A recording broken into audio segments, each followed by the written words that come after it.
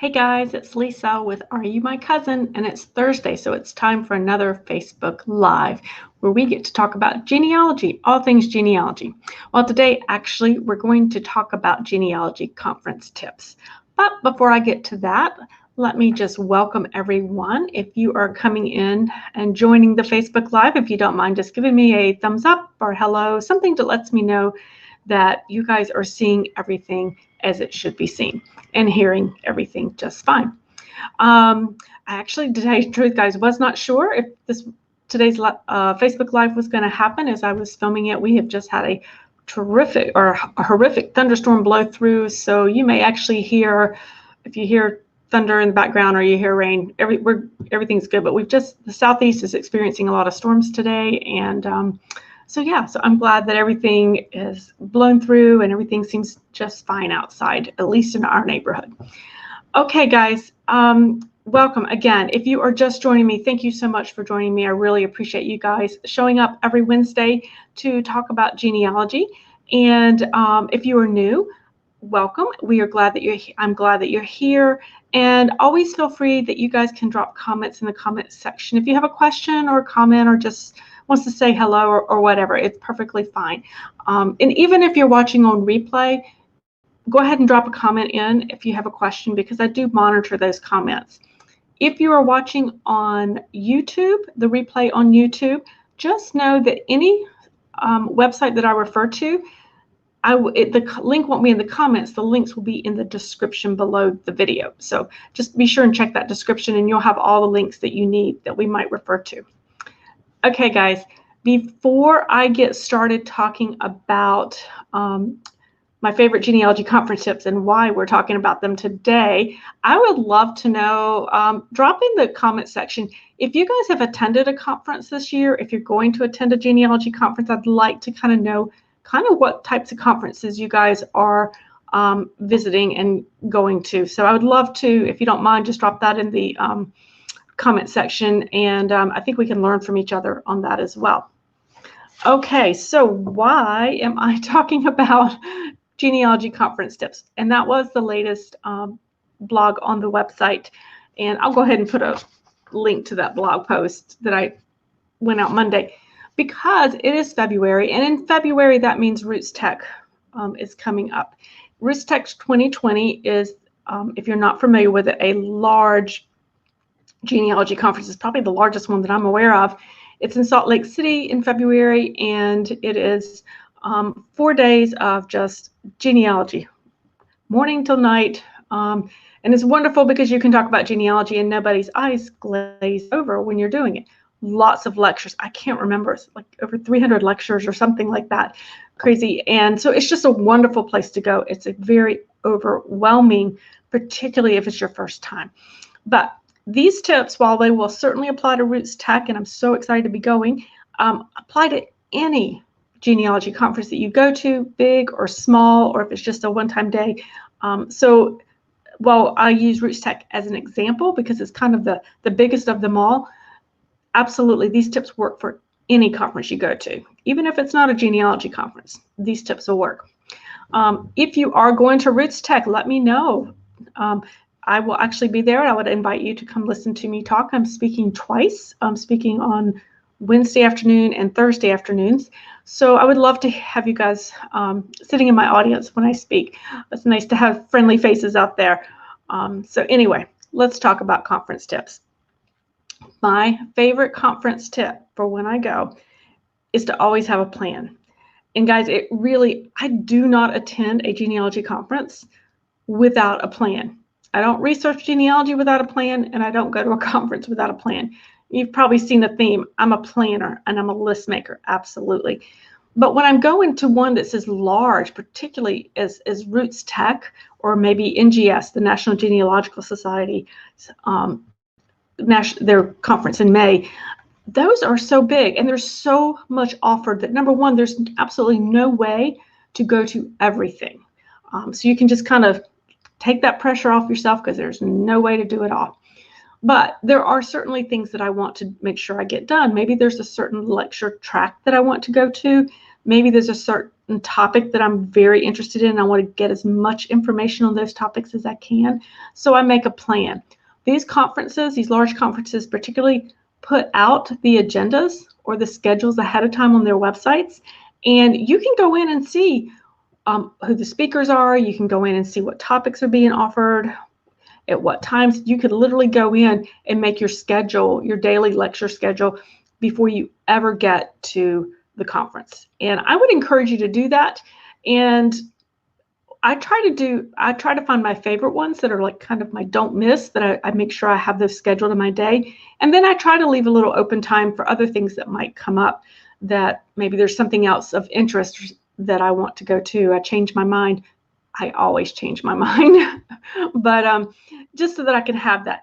It's good to sometimes have a backup plan. If you know there's a couple during a time slot you want to watch, to listen to, it can be good to have a backup plan, because in larger conferences, those lectures can get full. And when the seats are full, they will shut the doors. So you want to get there kind of early.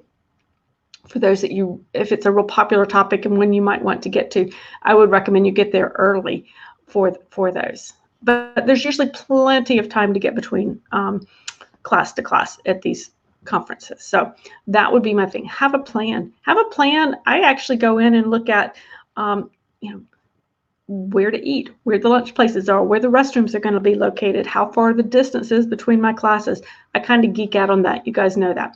But that's what I include in my plan. The second part of that plan really has to do with the exhibit hall and vendors, because particularly as a genealogy researcher, but also as a blogger, a writer, and speaker, there are certain companies and certain vendors that I want to make sure I talk to, or maybe I have questions that I need to ask. And I can go to them, but I make a list and I keep a spreadsheet on that, so that I know I can go and like, okay, I'm at the Family Search booth. I need to ask them about this feature on FamilySearch.org, because it's not working well for me. And I want to see if I can get more information. And I do that. So I'll have a whole list of places I want to visit. And I can compare that to the vendor list. Those come out early as well. And here's a tip, guys. If you are going to a vendor hall, they are so much fun. But if possible, try to visit in an off time. They are very, very busy when they first open. They're very, very busy at lunch. They're very, very busy when there are no classes or sessions being held. So maybe you want to take an off time. Maybe there's a time slot that's offering genealogy lectures that maybe they're not particularly your primary interest. So maybe you go and visit the exhibit hall during that time period. You will get a chance to talk, and it just is a lot less stressful and pressured when you're doing that. So definitely try to spend some time I try to spend a good amount of time in the vendor hall and talking, because oftentimes, as you know, when you're talking with people, you get a lot going. You get a lot of information that you wouldn't necessarily get. June says, yes, vendor halls are hidden gems. Absolutely. Because here's a tip. I hadn't even thought about this. Just tell you, but for instance, if you use Find My Past. Now, Find My Past is a database that I use, but it is not. I tend to be on Ancestry more. But as my research has gotten me more into some of the UK research, my personal research, I like to use those records that Find My Past. So I talk to the Find My Past folks at the exhibit hall, and they show me how to navigate their site in the best way. They show me tips and tricks about their website, or give me ideas of researching in the UK, which is different than researching in the US. It is a great way it saves me time. I make great partnerships with them. And it's just a really good way to learn more about that. The flip side of that is, if you don't have a subscription to a Find My Past or MyHeritage or an Ancestry, and you're wondering and you want to kind of give them a spin to see if they really are what you need, do it at the exhibit hall. They have all those set up. They're going to show you all the bells and whistles. It's a great place to do it at. So, plus sometimes you can get exhibit hall specials, and they'll have discounts. So check that out. Kim says, thanks for the information. Can't wait to attend RootsTech for the first time. Oh, Kim, you're going to love it. Wear comfortable shoes because it's a big place and there's a lot of walking. Oh, I have to tell you guys this. So last year on the very first day of RootsTech, I wore a pedometer just because I wanted to see what would happen. I walked 3 miles. That was just in the exhibit or just in the conference area itself. So there's a lot of walking involved with this. So, oh, and the exhibit hall, check out the smaller vendors because you can learn about some really great products that you might not have been aware of before. I've met some great people doing that. So I would encourage you to do that as well. Okay. Another tip that I would encourage you guys to do would be to get the app. Most conferences these days and all the tech savviness of the world, we have conference apps, and I would encourage you to download the conference app. The reason is I haven't always used the apps that much, but I've really gotten to appreciate their value because you can create your schedule there, but you can see a map of the place. It is where if there are changes in sessions, maybe there's a lecture that's been canceled, maybe there's something that's been added, there's a change of location, all of that, it's going to be on the app, and they're going to push that out to you so that you know right away what's going on. So to me, that's a really good way to go to stay up to date and make sure you are not missing anything and that you get the most out of your day while you're there. So, hey, Martha. Oh, Martha's from Ohio. Oh, it's icy in Ohio. Just icy in Ohio. I'm smiling because it's 70 degrees and thunderstorms in the south, which is not our normal February, guys. Just saying. Hey, Chris, you're from Wisconsin. Oh, you're going to RootsTech for the first time too. You're going to love it. It's a really special place. Okay, guys, here's another really good tip that I would encourage you, particularly if you're a first timer. And this doesn't matter whether it's RootsTech. I don't care what, if you're going to the National Genealogical Society's conference, if you're going to just a local event that you go to, a local genealogy event, have some business cards printed up. Now, I know you're not necessarily in business, but if you have kind of a business card printed up, you can have your name, your contact information, and maybe your main genealogical interest. That's the thing I did, I think at my first conferences years ago, as I did that and I had the surnames listed on there as far as who I was researching. So when I met people, and I did meet actual cousins that I was related to, believe it or not, at my very first conference, I was able to give my card for contact. You're not scrounging around trying to find a piece of paper to write something on, trying to find a pen.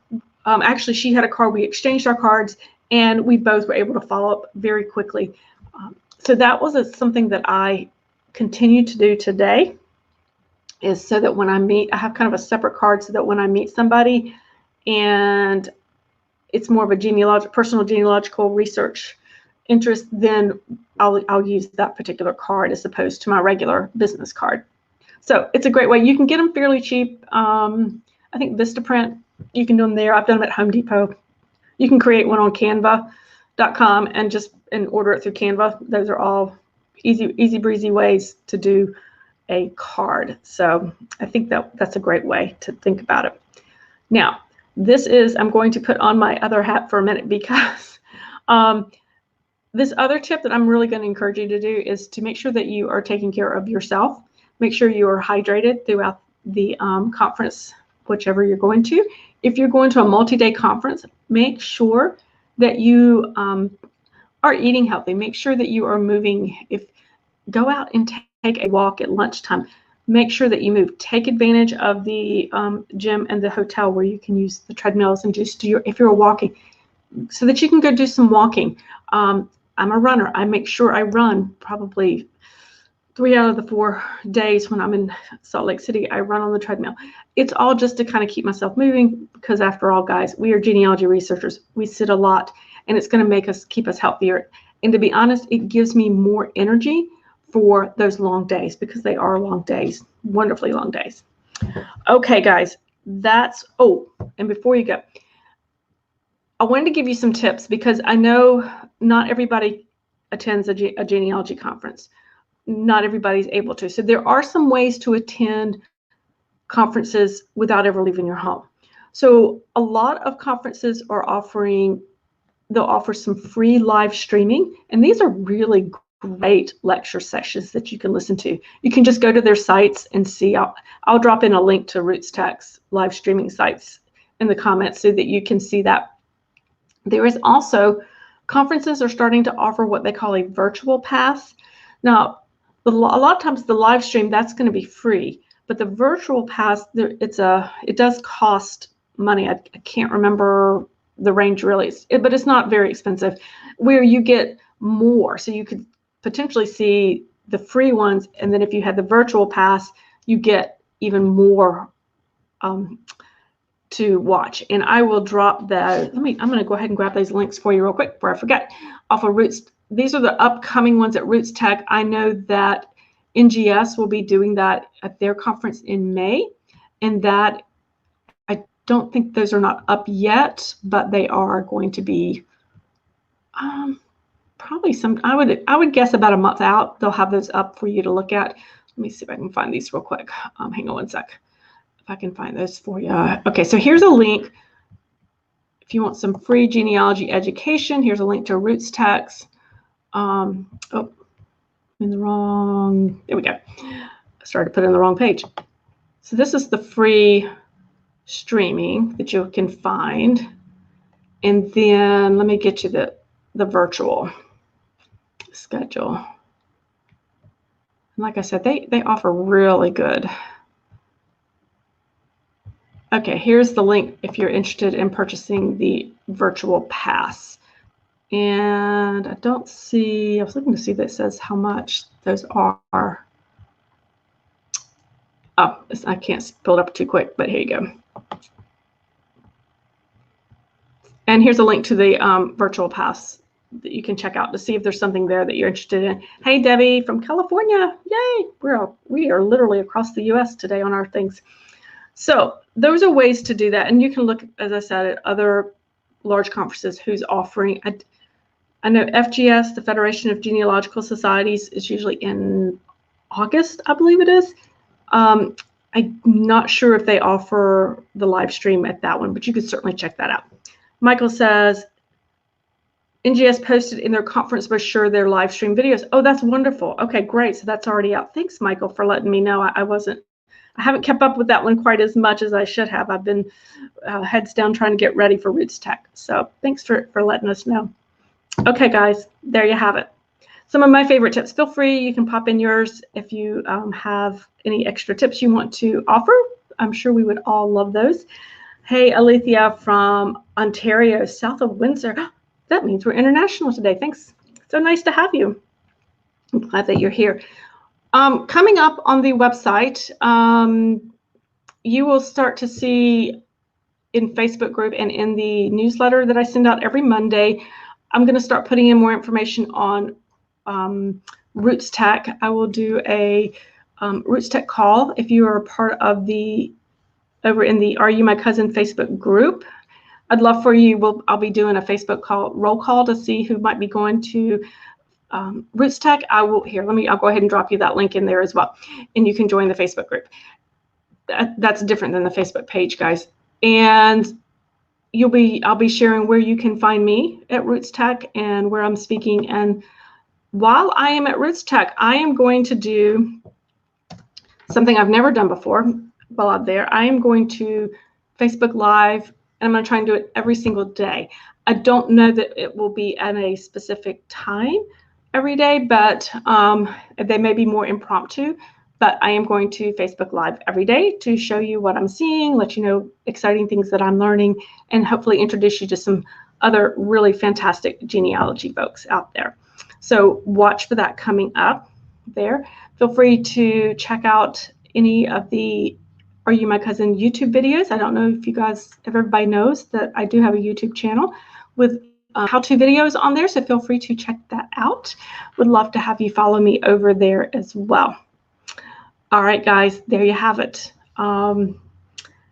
Yes, Debbie is going to her first RootsTech as well. So yes, Debbie, I can't wait to meet you there. So there you have it, guys. Have a great day, and I will look forward to hearing the types of conferences that you are going to and where you might be getting your genealogy education this year. Have a great day, guys. Bye. Oh, thanks, June. She says she loves my videos. Thank you so much. I appreciate that. But here, I can pop that into the comment section as well shortly. And yes, in case anybody's wondering, and if you're new to listening to me talk, I am out of North Carolina, and this is a true North Carolinian accent. So, yeah, here you go. If you guys want to check out the YouTube channel, I'll pop that in there. Totally up to you. All right, guys, have a great day, and I will talk to you next week. Bye, guys.